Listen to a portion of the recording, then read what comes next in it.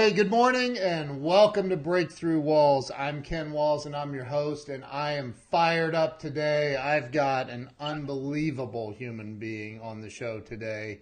Many of you know who he is, and if you don't know who he is, you're about to learn, and it's going to blow your mind. So without any more from me, I want to welcome Ray Higdon to the show. Ray, welcome to the show. Thank you for being on. Hey, what's going on? How are you? Good. Thanks for having me. I'm glad you're here. So, well, first off, let me say this. You're a marketing beast. Like, seriously. I've followed your page for a long time, and it seems like I cannot open up Facebook without seeing one of your ads.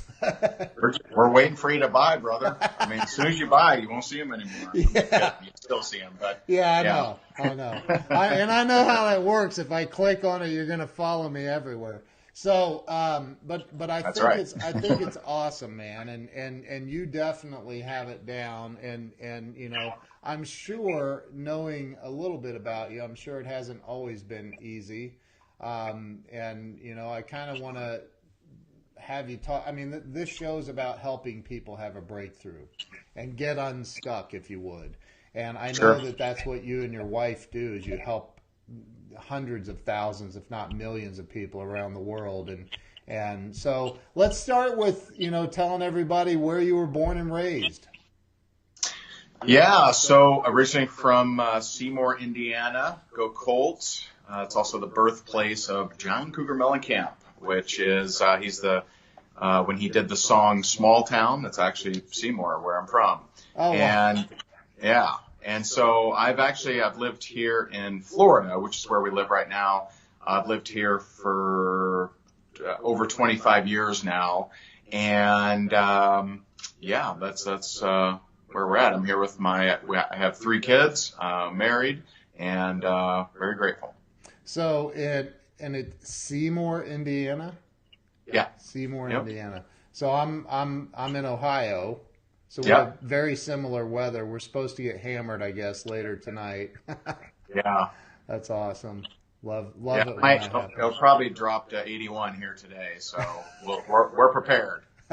Florida strong. That's insane. So growing up in Indiana, is that where you went to, like, grade school, high school, all that? Up until, I believe, I think 6th grade was my last class in Indiana before I came down here. Oh, okay. Okay, so you've been down there a long time, like since you were a kid. Yeah. What is that, 12 years old, maybe, 11 or 12? Something like that, yeah. So did you end up going to college down there?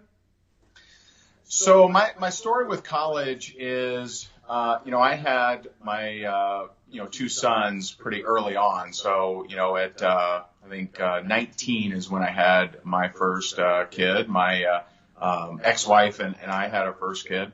And so I had to grow up pretty quick. I didn't have time to kind of find myself in college or anything like that. And so I worked my way up the corporate world to a fairly decent salary before I started college. And I actually went to college specifically to get over my fear of speaking. Wow. And so I went to college after having a horrendous experience, having to give just a little project update in front of the little department that I worked for at the county government in Collier County, Florida. And it was just such a terrible experience that I was like, you know what, I got to get better at this. And so I went to the college here, which back then was called International College. Now it's called Hodges University. And I said, put me in every class that they force you to speak in front of the class. And they remarked that that's always the last class people take. But I wanted to get over that fear, and that's what I did. I never finished. I didn't ever finish. At some point I keep telling myself that I will, but I probably won't. Yeah, right. Not that I don't suggest quitting, but I don't see myself finishing. Right. Well, you did more than I did, so I'll Oh, just good. leave it Good. at that. I guess. So I think though and that is a huge fear that a lot of people have is public speaking, right? Right. So like, did that do it for you? I think it was more the experience that helped. College definitely didn't make me a great speaker, but it got me in front. It got me some experience. Right. And so I did that. I did Toastmasters. And then when I was in real estate, I ran small events to get in front of realtors and real estate kind of people. And so it was really for me, it was more the experience and just getting number of talks under my belt that got me better versus any one class or any one, technique necessarily. Gotcha. I gotcha. So you were working in a corporate job though. Yeah, so back then I worked for a local county government in Collier County. So I worked for the Board of Commissioners in the IT department, and that's where I was. Okay. Did that involve like any kind of selling or just? No, that didn't. It was just really like a technical project manager. Okay. So, I was more helping with different software kind of things, and I wasn't the software developer or the technical guru, Right. but I more kind of worked with the people that did that stuff. Gotcha. So now how long did you stay in that corporate job working for the government? So that one, I was there like maybe 5 or 6 years. And then I went and started working for an insurance company. And that was the final year of me having a job, which was 2004, 2005. And then in April of 2005 is when I left the corporate world to pursue being an entrepreneur, which back then wasn't network marketing. Hold on one second. I put it on Do Not Disturb, and yet it still does it. So. Still got a call, huh? Yeah. That's I weird. have it on Do Not I don't Disturb. get it. Skype, man, I'm telling you, Skype is weird for me. I know. But anyway, and so 2005 is when I left the corporate world. Wow. Okay. So you became an entrepreneur. Yes. Which was? That was in real estate. Oh, okay. So I had been reading up on real estate for like the past year and how to be a real estate investor. I also got my mortgage license. And so I left the corporate world to do kind of mortgages more part-time and do real estate full-time, which I thought I was a genius because I was just crushing it, started making good money, a lot more than I was making. And then when the market crashed, I realized I wasn't a genius. I was just in a hot market. Right. And so I got completely wiped out, dead broke, lost every dime I ever made. Then personal foreclosure, over $1 million in debt. And I had tried network marketing in the past and had made sales, but had never built anything really significant. And at that point in my life, with my credit shot, $1 million in debt, personal foreclosure, went through a divorce, I really didn't have a whole lot of options. So I threw everything I had at network marketing and became the #1 income earner in the company. And, since then we now coach and train people in that space. So that's interesting because I'm involved in several network marketing. I think I told you like every time I talk to somebody in network marketing, I'm like, all right, fine, I'll buy the product. Get them, guys. Get them, guys. You're going to get hit up now. Oh God. No, I have some amazing friends that are actually leaders in network marketing companies and I love it. I've done it for. Do you remember one of the first network marketing company I joined was Amway. I was selling water purification systems for an Amway distributor. I was 17. I didn't know anything about it. Awesome. And then but do you remember Web TV?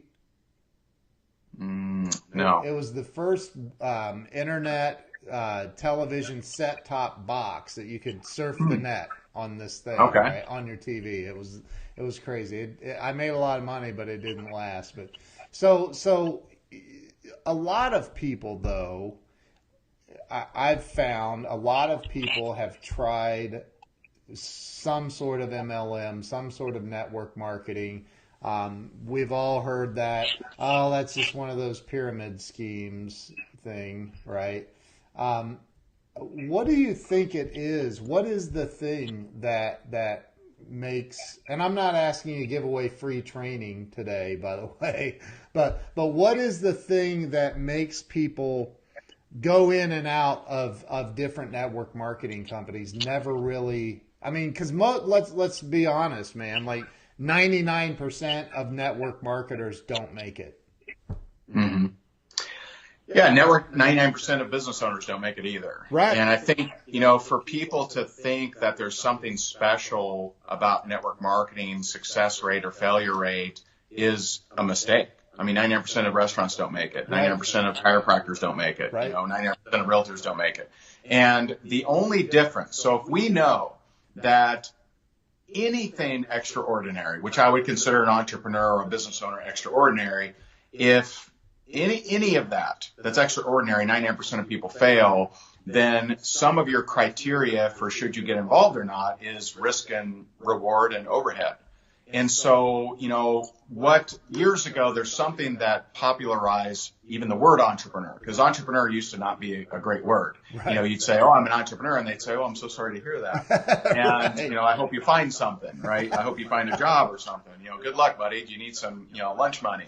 But there's something that happened in mainstream media, in different countries, and it's called different things in different countries, but something came along called Shark Tank. And so Shark Tank kind of gave the masses a glimpse at how entrepreneurs actually think and what they actually want, and gave them maybe permission to dream a little bit. But if you look at Shark Tank, it's really interesting. One of the greatest things about network marketing is it's the lowest risk, lowest overhead way for the average ordinary person to start a business.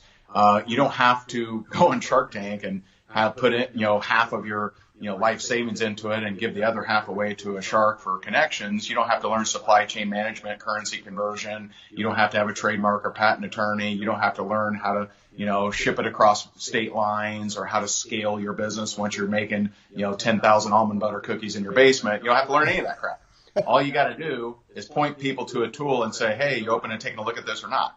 And so typically costs you less than $1,000 to get your entire business started, is scalable from day one, and you don't have to invent a darn thing. You don't have to create a logo. You don't have to create the bottling process or the proprietary mix of chemicals or berries or cream or whatever.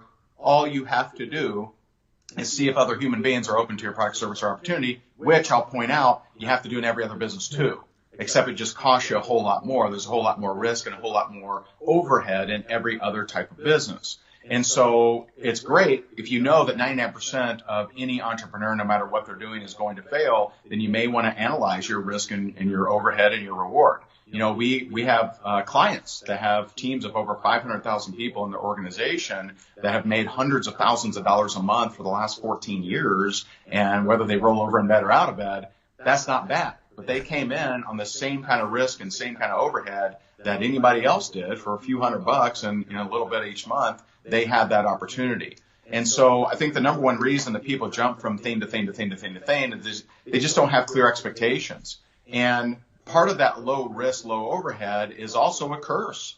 If it was $50,000 to join, less people would join for sure, but they would take it more seriously. Yep. There would still be the same, roughly failure rate, but at least people would have different expectations. They wouldn't say, well, I'll try this for a couple of weeks. I mean, I don't think anyone starts a restaurant and says, I'm going to try this for a couple of weeks. They hope they make it past that at least. Now, they may not believe they'll make it 2 years, but they at least think they'll make it 2 weeks. And so that's part of the good and the bad of network marketing. Wow. I'm shutting my company down and joining a network marketing company today. It may make sense. I don't know. I'm kidding. I love what I do. But and that's a key. Let me point that out. That's a key. See, because people will take what I say and say, well, how come you big shot? Well, how come you're doing coaching and training? How come you're not network marketing? I am consciously choosing a riskier profession. Yep. Because I love what I do, just like you love what you do, Yep. right? Yep. So I'm consciously choosing to have, we have employees, we have contractors. We have 6 figures a month flowing out for our storage space and our contractors and all the different, server stuff we have going on and all the different people we have work with us. And so I consciously am choosing a riskier, higher overhead model because I love it. And that's the litmus test. If you love what you do, then God forbid, don't ever quit it. Keep doing what you're doing. But if you're looking as an entrepreneur of, I want to make money and what's the best way to do that, the lowest risk, lowest overhead way, then network marketing is a great option. We don't say that it's better because we don't think that's how you turn other people on. We just say it's a great option. Right. But you were a 7-figure earner in network marketing, right? We did millions of dollars in network marketing commissions for sure. We loved network marketing. We loved working with our team. We loved going on team trips. We loved company conventions. We loved all of that stuff. Yeah. The thing that made us have the decision is that we built a coaching and training business without really that being our intention. Right. And we realized that it was demanding more and more of our time, which we didn't feel fair was fair for our team. But, we looked at our hearts and said, where do we feel we can make the bigger difference? Is it working with our team over here, or is it helping the profession elevate as a whole? And we felt that elevating the profession as a whole was more of where our heart was, and that's what we chose. Yeah. And it sounds like you guys do an unbelievable job. I've heard some rumors. I probably sent them to you. I probably, hey Ken, people say we're really good. Yeah. We may have sent a few of those rumors. Who knows? Yeah. Well, we have some mutual friends that speak very highly of you, and I think that again, one of the biggest objections I think that network marketers hear is, well, that's not for me, or, and I'm curious if you have I don't want to call it a close. I also follow closely Grant Cardone, and we know how he's a hammer. But the people that are on the fence, that just can't make a decision to start their own business. What do you say to those people that are like, man, I've always thought about it, but my Aunt Susie joined Amway and never made it, or whatever. What do you say to those people to help them, or is there anything? Yeah, well, one thing that really affects your duplication is how complex is your training.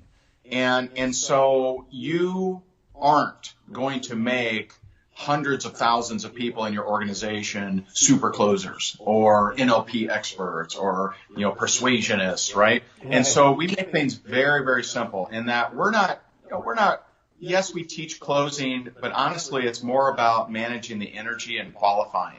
And so if I'm talking to someone and they say, oh, my Aunt Susie tried that and I don't think it's for me, I say, hey, no problem. Well, do you know anyone that does want to make some extra money on the side, but show them how to do it? And so I'm not trying to close every, person breathing oxygen on the planet. I'm looking for people who are hungry and, someone who wants more in their life. They want more benefit from the product or service, or they want to make some more money. I'm looking for people who are looking. And if you carry with you the I'm going to close them all kind of attitude, you're going to be stressed out and you're going to create a model that's not very duplicatable. It's not so much about what's my closing percentage per se. Right. It's about how many tens of thousands or hundreds of thousands of people can I get to believe that they can do what I'm doing. And so instead of myself as super expert or super authority or anything like that, if I'm network marketing, that's a very different positioning than position yourself as an expert trainer or coach or something like that. And so I want people to believe they can do what I can do. And so I might say something like, hey, I hear you, man. All I do is I point people to this video. Some people like it, some don't. Some buy, some don't. If you're open to it, great. If not, no big deal. And so I keep things very, very simple so that the tow truck driver, the mattress salesman, the mechanic, the substitute teacher, the soccer mom can do what I am teaching versus, oh, I have to position myself as a closer. I have to be an expert or write a book. I don't want them to think that. Right. And so I want it to be very, very simple. So we kind of joke around in that we make stuff simple, and that's what we do. And if you want massive duplication, that's what you got to do. Like one of your issues would be like if you got serious about network marketing, people would say, "Well, Ken, man, you're super connected, and you know all this technical mumbo jumbo. You're a webmaster, incredibly handsome. How could I possibly do what you do, bro?" And that's where you would have to heavily rely not on charisma, not on personality, not on persuasion, not on rapport, not on reputation. You would need to heavily rely on tools and say, hey, I don't know, man. All I do is I show this video, some like it, some don't. And all you would have to do is show the same video. You want to check out the video? If not, don't worry about it. Hey, all I do is I hand out this sample pack, and some like it, some don't. You want to try a sample pack, you open to it. If not, no big deal. Yeah. And so you have to, especially someone in your position. Too often someone will recruit a celebrity or an athlete or a best-selling author or a trainer in a network marketing, and they say, hey, go to your list, man, with your sign-up link. And that is the least duplicatable thing you can possibly do on the planet. It's also not very effective, right? Because people want to feel more intimate. But you have to heavily rely on tools if you're of the guru space like you are. Wow. Well, number one, I'm shocked that you put me in that space. But why not, man? Yeah. Well, these books behind you. I mean, I'm honored I'm here. I'm gonna get your autograph forward. Come on, dude. So I. That's funny. I'll send you a signed copy of my book. Good. I'm kidding. But the I think and honestly I think that you're onto something, because I've had that exact objection, like, but you already know all that blah blah blah. Exactly. And I have a lot of people try to recruit me because of my connections, right? Yeah. And I'm like, and they don't know the distinction. Right. I mean, quite frankly, most people don't know the distinction of I'm trying to sell something versus I'm trying to teach you how you can also sell something. Dude. And they're two very different distinctions. If I'm selling you a refrigerator, I'll tell you the cubic inches. I'll tell you how cold it gets. I'll tell you that the sub-zero thermometer came from Mercury or whatever, right? Yeah. I'll tell you all the nitty gritty. If I'm teaching you how to sell appliances, I'm going to rely on the tool. And that's most people don't understand that. Right. Wow. Like, hey, just show people this video about the refrigerator. They're going to buy or not. Some will, some won't. It won't take you a whole lot of time. Right. You don't need to know that comp plan. I'm not going to help you out. So you don't have to be super genius. Right. And that's we want to keep it simple. We want people to say, wow, this bozo can do this thing. I think I'm going to kill it. Like I want them to say that. The anti of that is easy for you to say. Yeah. So if someone says easy for you to say, that means you have failed at showing them a duplicatable way. Wow. You're leaning too much on persuasion, charisma, personality, rapport, reputation. That's genius. Show's over. Thanks for being on. I got to go. Awesome, man. Go recruit, man. Go recruit. Hide those books. I'm kidding. Dude, that's genius, though. You're right. You're so right. Anybody can do it, right? That's genius. So, how much is your training for that? I'm just kidding. Like, free, totally free. Yeah, that's awesome, man. So, wow. I don't even know where to go from here. Andrea Levine says Ray is a genius. Too kind. Dude, that's incredible. I'm trying to process that, but there's not much there to process. It's just keep it simple. Keep it simple, and I'll tell you the story of how I learned this, because I didn't always know this. In fact, I did everything wrong. Because you're way better looking than me. I'm sure that you went out and used that multi-million-dollar smile thinking this is gonna work, right? Well, I'll tell you how I did it wrong, right? Okay. And there's kind of two factors. There's team culture, which is a totally different issue we haven't talked about, but there's how you recruit somebody. Okay. And so in my first network marketing company, I was in real estate. I'm a professional. I understand sales. I've been in sales in different, kind of genres. And so I sought out the best presenter. And so I found this presenter who was amazing, and dude was super slick. I mean, just, killing it, right? You would sit there and be like, wow, this guy's good. Like he would literally, like, have you ever seen someone do an opportunity presentation and get applause afterwards from guests, right? Like that's how good this guy is. Wow. And so I was bringing people, right? So I'd get people, to the meetings, and he would razzmatazz and, put on the show, and about 9-10% would join, which I think is, fairly, normal, I guess. And so one day I got my people there. We're excited. Where is he? He couldn't make it. And someone came in his place, and it was a friend of mine who she's not the most outspoken person, very introverted, very quiet, you're just not blown away, right? You're not like, wow, man. No applause. Yeah, no applause there. And so she comes in, and back then we had one of those flip charts, right? So you'd flip the chart. Yeah. And so she came in, and she goes, hello, everyone. Today we're going to talk about and people are like, oh, geez, man, why did I come to this? People are checking their phone. People are looking back at me like, really, buddy? And she's and she gets to the income disclosure part, okay? And she says, oh, by the way, I'm Emerald.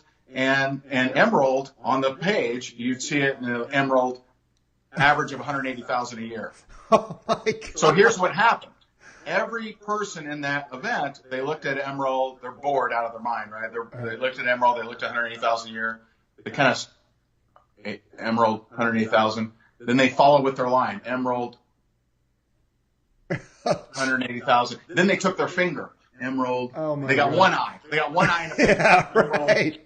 180,000. They look at her. They look at Emerald. They look at her. They look at 180,000. They look at her. They look at me. 100% sign up. Come on.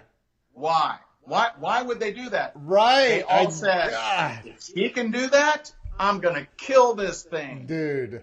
And see, that's what people don't understand. They think you got to razzmatazz. You got to be an expert. You got to have logo. You got to have slogan. You got tagline. You got glamour shots with the, the pink little thing and the leather jacket. They think that you have to be super impressive, and you got to understand your target market. You better get that niche right. You better understand the 3 elements of branding, differentiator, die, positioning. You got to learn all this shit. And they don't understand that all of that is making them special and credible, which will kill their duplication. Wow. So any other profession, you want to be a chiropractor? Expert it up, man. Wear fancy tie, power tie, man. Get the Rolly and the Timbos, whatever, right? Like, have it up, man. Best-selling author everywhere on the planet, right? Stamp tattoo, I'm a best-selling author, right? And so do all that stuff. Dude. But if you want duplication, You're killing me. massive duplication, Wow. then people need to look at you and say, wow, that's all you did? Well, man, if you can do that, I think I can do that. Yeah. Wow. And so it's just a very different, school of thought. That is unbelievable. Like, I have never heard anybody say that, ever. And I've been around for a while. Never. Like, it makes sense. It could be done, and it could well, be... and I'll tell you, a lot of my thoughts on duplication, I always give them a shout out every time I mention some of their concepts, but I learned a lot from Larry and Taylor Thompson, just legends in network marketing. Larry's been around 50 years in the profession. He traveled with Jim Rohn for over 29 years all around the country, Wow. or all around the world, I should say. And so a lot of what I learned about culture, about not being expert, special, credible, or anything like that did come from Larry. Wow. And Taylor, both of them. Well, but I'm sure there's a lot of original stuff in there too, and but it's incredible. It's literally like when you simplify it down to that level, right? Because people don't buy into network marketing businesses because they think it's going to be complicated. Yeah, that's when they don't buy in. Yeah. That's when, they may buy the product, sure. But, for them, imagine if every McDonald's had a MIT graduate as the manager of that McDonald's, you would say, "Whew, I don't know if I can buy that franchise, man. I'm not a rocket scientist here." But instead, they got an 18-year-old running around, managing the entire place. Yep. Well, if that kid can do it, I think I might be able to too. Right. And so it's a franchise-like kind of system. If you got an MIT graduate or best-selling author or a branded guru running the McDonald's, then something's not right here. That system is too complex. If we need a best-selling, podcast dude running your McDonald's, then there's something not right. Dude, I'm getting rid of anything that says best-selling author on any of my stuff. I'm burning all of my books today. I'm taking it down off of Amazon. See, if you already have that, if you already possess that, right, then you just got to heavily lean on tools. Yeah. If you don't possess that, right, and you think you have to possess that, right, that's the problem. If you come in and you're average Joe and you think, well, now I got to get a brand and I got a logo and a target market and a podcast and a blog. Yeah. If you think that you have to get all those things to create success, that's one of the biggest problems in network marketing right now. And you don't have to. You lean on the tools just like the guru should lean on the tools too. I'll tell you something. I'm sure you know who Jordan Adler is. Mm-hmm. And I'm friends with Jordan, and when I was out in Las Vegas, I went over to his house, and it's hard to explain where he lives, but we went down to another floor and had lunch, and I've been with Send Out Cards forever, like since they started, just about. Never signing anybody up. I just use the product. And Jordan's like, "Why haven't you ever done anything with this?" And I'm like, I'm just busy and blah blah blah. Same stuff, right?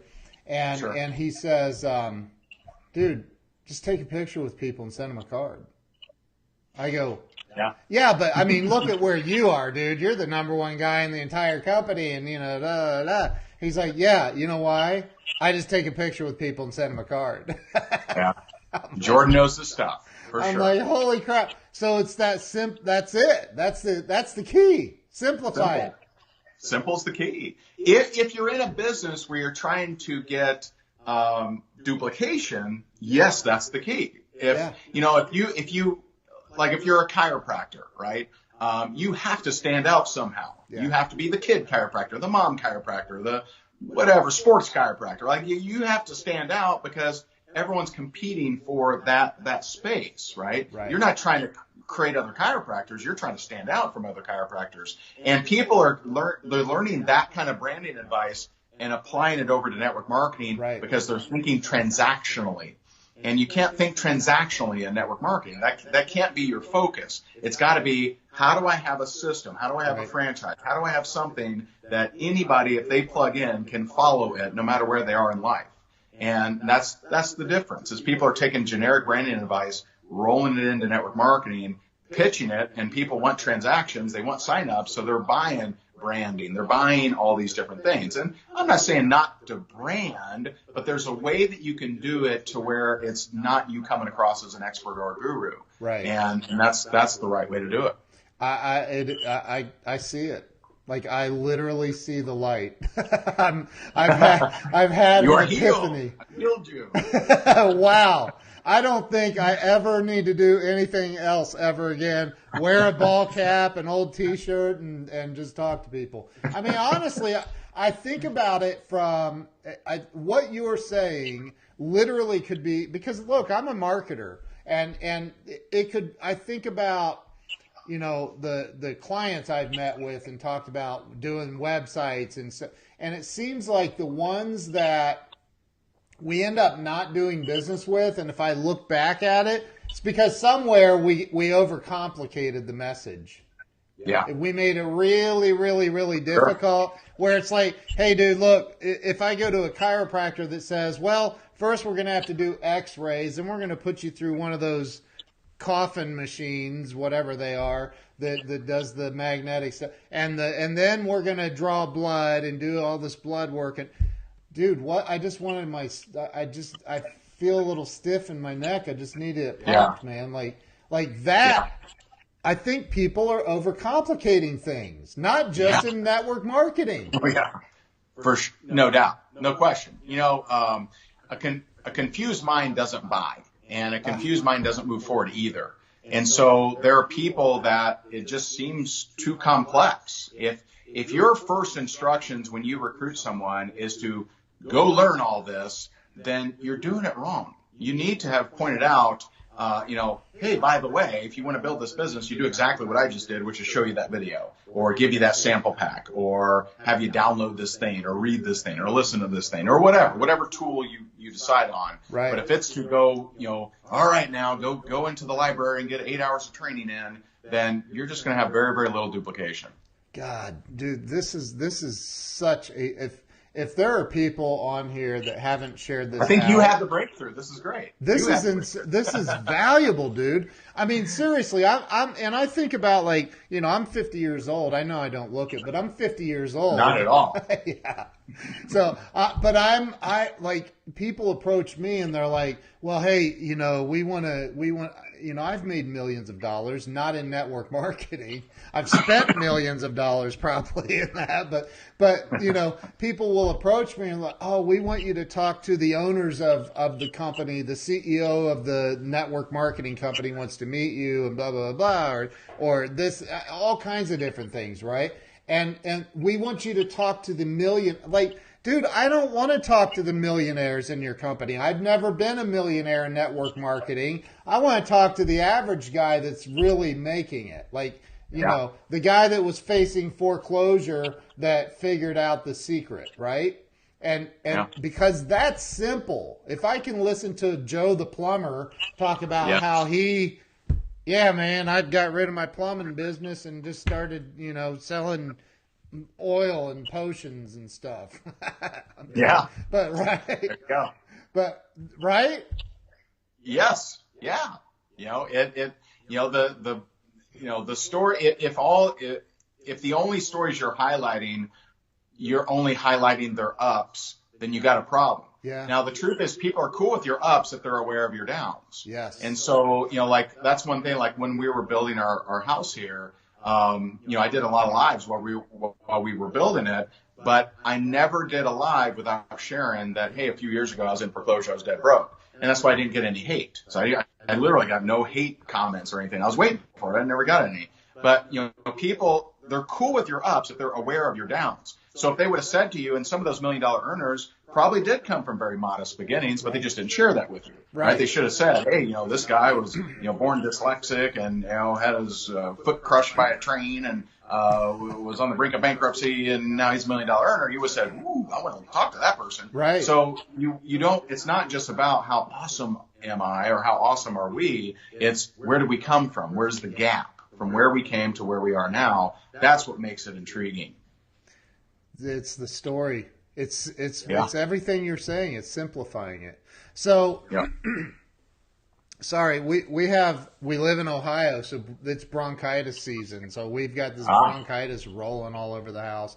But I think that, again, this is about people being stuck.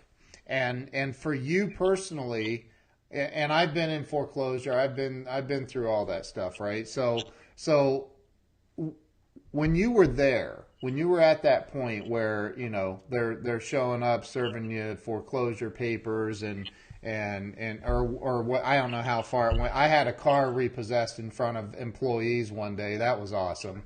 I'm like, you guys got paid. Don't worry about it. But, the business owner typically is the last one to get paid.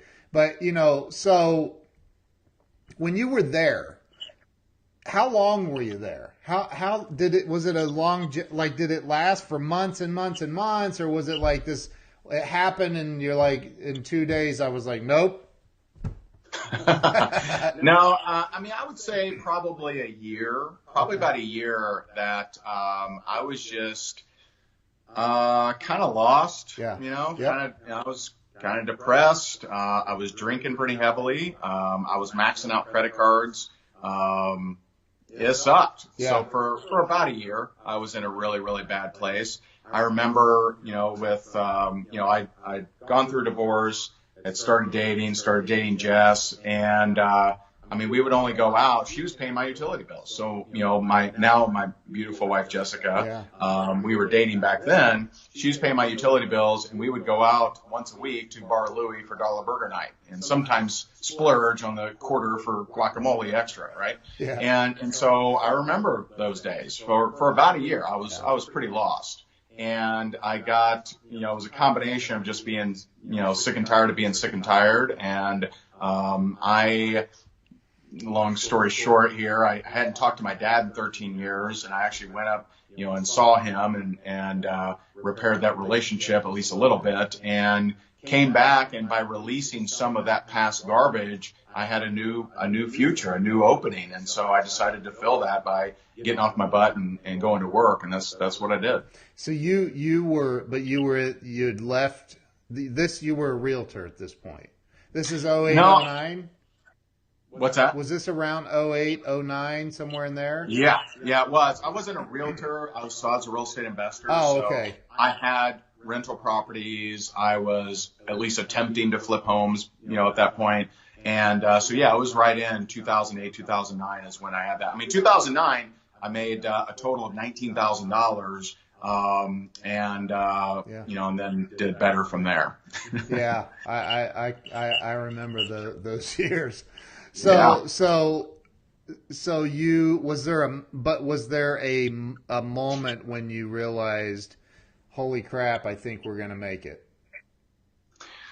I mean, I just made a decision, I made a decision that I'm going to make this thing work no matter what. Now, I had tried other network marketing companies before, and whether it was, I think it was a combination of it not being a priority, me not being coachable, kind of combination of those two things.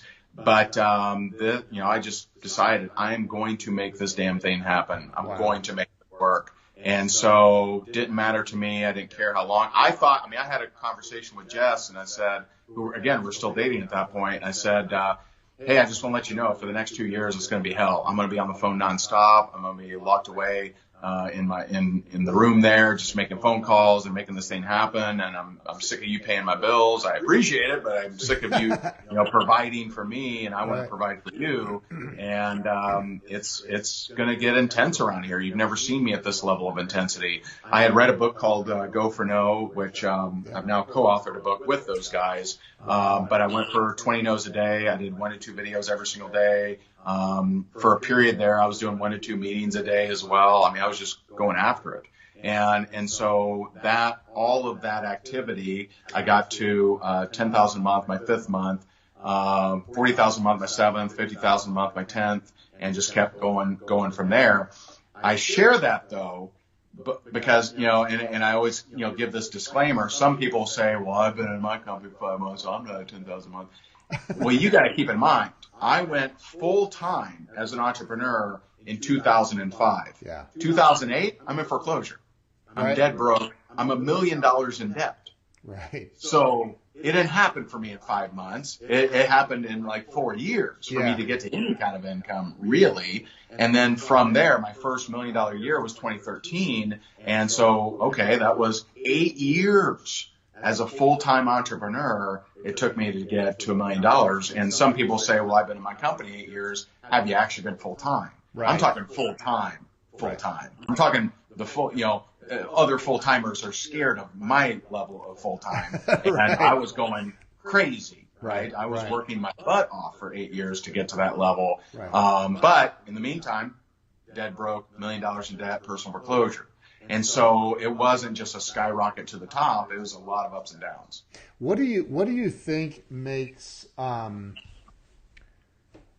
what do you think keeps people stuck? Like keeps them like because again, I know that you eventually made it, right? And it took 8 years. I get that. But there are people, again, like you just said, that'll say, well, I've been with my company for 8 years, or I've owned my company for 8 years, my own business. Sure. Maybe they're not in network marketing.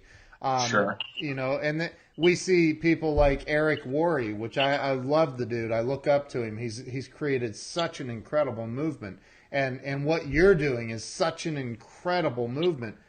but you were stuck at some point, and there was something there that's probably common with everybody that gets stuck and stays stuck. What is that, do you think? I mean, I'll speak for network marketing at least. I would say two main things. Number one, overthinking.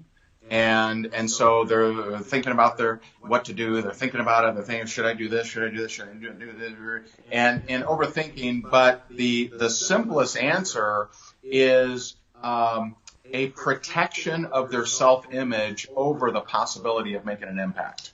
And so there are more people that are just too chicken to look bad. They're too scared to look stupid in front of others. I was very willing to look stupid. I was very willing. I had people tell me to my face, how long are you going to be with this one? Right? I had people say that. Yeah. I had people say, oh, you joined another one, did you? Yeah. Right? I'm like, cool, bro. No problem. Some of those people have asked me if I'm hiring here in the last couple of years. Yeah, but that's okay. If I was scared, if I was chicken little about my self-image and how, what if people don't think right? If I was so worried about what others thought, then I never would have created success ever. And that's what, people are trying, they'll overthink things. And so they'll say, how do I build this without possibly ever looking stupid or possibly affecting my self-image in a negative manner? How do I do this and still, how do I get to second base with one foot on first? And so you have to be willing to look stupid. Yep. You have to be willing to not care. If you want big money, you have to be willing to know what other people think of you or what your self-image looks like. And so you either care more about how you look to others or you care about possibly making a difference for your family, for the families that you impact, and helping people out there. So, that's your call. But most people are deathly afraid of what people will say about them, even if people aren't saying that many nice things now. They're worried about even more negative, right? Right. So people may not think highly of you right now, but we're so addicted to how that even looks, even though it sucks, right? We're so addicted to that we don't want to make any move that could possibly lower it. But that is the key for you to raise everything in your life. Dude, this is golden. I mean, this is freaking gold.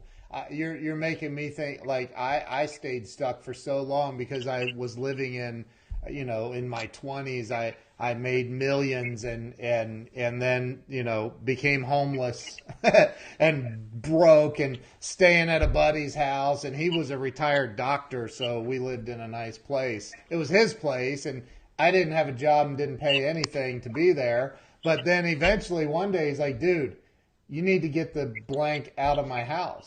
Like, what are you talking about, bro? We're best friends. What do you mean? We had a good deal going. Yeah, right? So I'm like, I don't have any money, though. And he's like, and I'm living in that past story still, right? Yeah. But you don't understand. I'm a baller. Like, I had it all. You had it all, and having it all now are two different things. So he hands me $20. He's like, dude, figure it out. That's the last 20 I'm giving you. Get out.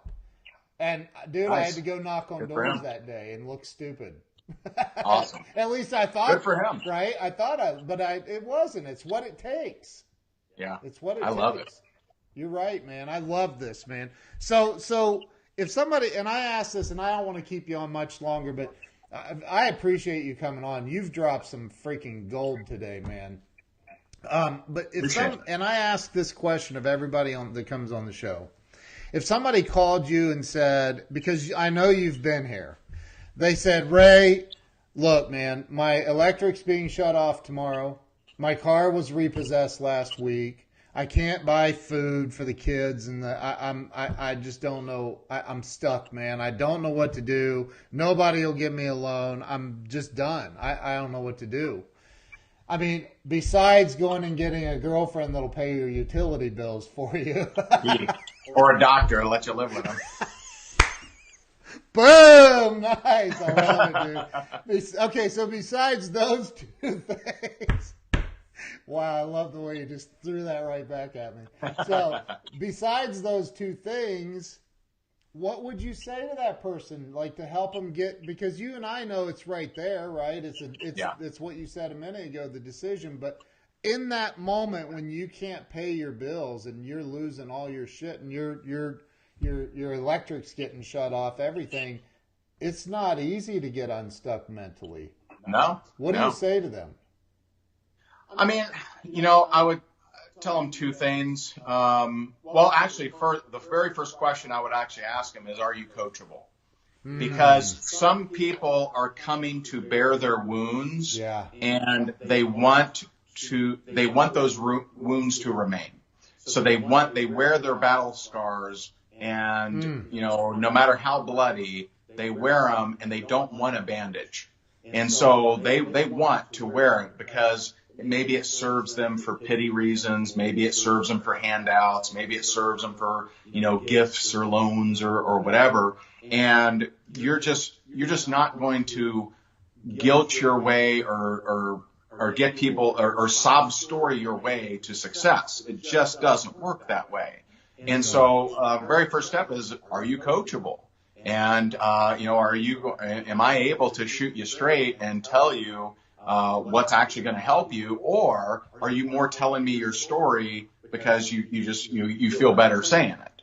And I'm going to make that distinction, because I'm not going to give any instructions to someone who's not coachable. What's the point?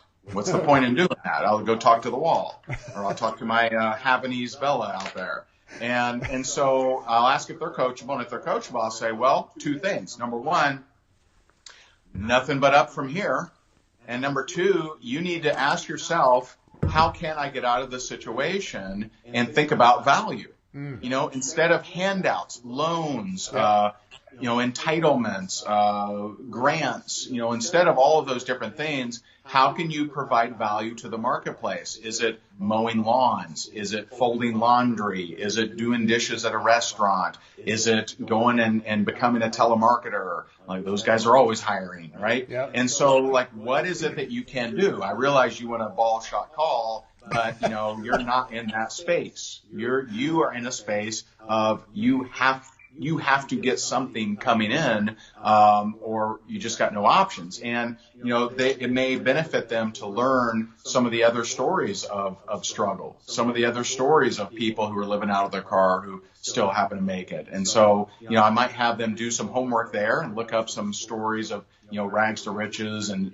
struggle to success and that sort of thing. But what can you do right now to put a little bit of money, not a lot of money, because you probably can't put a lot of money in anywhere when you're in that kind of mental state, but what can you do to get some money rolling in?